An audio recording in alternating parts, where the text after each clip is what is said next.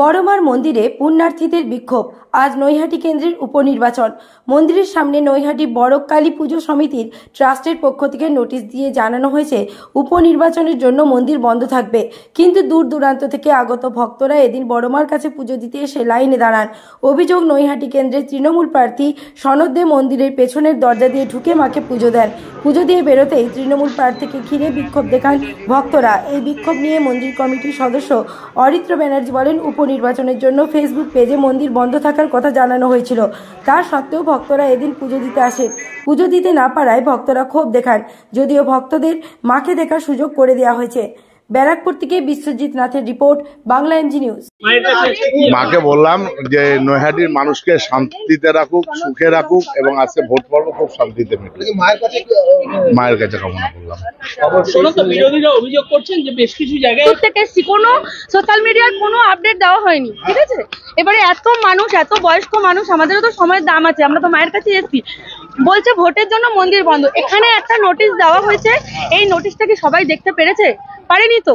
Social মিডিয়ায় update দেওয়া উচিত ছিল যে 13 তারিখে ভোটের জন্য বন্ধ। ভোটের সাথে কি সম্পর্ক আছে? যাই হোক, মন্দির আপাতত খুলেছে। ধন্যবাদ। দেখুন, আমরা গত 11 তারিখে জানিয়ে দিয়েছিলাম আমাদের ফেসবুক পেজে যে আজকে উপনির্বাচনের কারণে মন্দির বন্ধ থাকবে এবং আমরা বাইরে নোটিশও দিয়ে দিয়েছিলাম যে আজকে উপনির্বাচনের জন্য দেখুন আপনারা দেখতে পাবেন যে মন্দির বন্ধ থাকবে। সেক্ষেত্রে আমাদের এই আশপাশেই বুথ রয়েছে কিছু, এবং এখানে প্রত্যহ প্রায় 1000-5 মানুষ লাইন দিয়ে পুজো দেয়।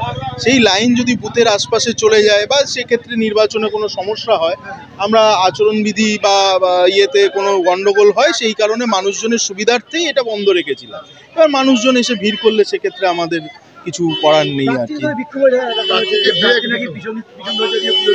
পুজো দেননি, উনি এসেছিলেন, মাকে প্রণাম জানিয়ে গেছেন, মাকে প্রণাম করে গেছেন।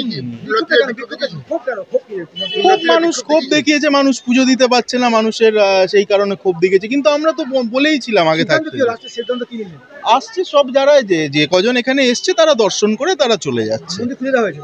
খুলে দেয়া না, কিছু কিছু করে মানুষ দর্শন করছে, দর্শন করে বাড়ি চলে যাচ্ছে। হ্যাঁ, এখন সমস্যা সম্পূর্ণ মিটে গেছে। আমার নাম অরিত্র ব্যানার্জি, ট্রাস্টি বোর্ডের সদস্য।